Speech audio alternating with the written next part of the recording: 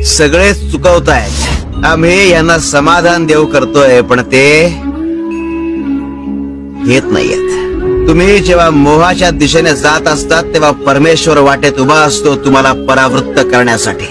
आम्ही सांगितलंय त्याच मार्गाने जा, उगाच घुटमळू नकोस आणि वाट बदलूही नकोस। आम्ही सांगितलेली गोष्ट डोक्यात नीट कोरून ठेव, आयुष्यभर उपयोगी पडणारे तुझ्या। ऐकशील तर सरस, नाहीतर अनुभव घ्या आणि शहाणे व्हा।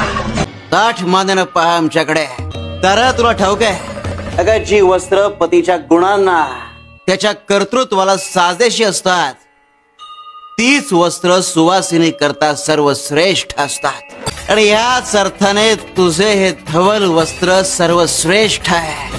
तू पतीच्या शब्दाचा मान ठेवून ही वस्त्र नेसलेस, कौतुक आहे तुझा। तेव्हा आजची मानकरी तूच आहेस।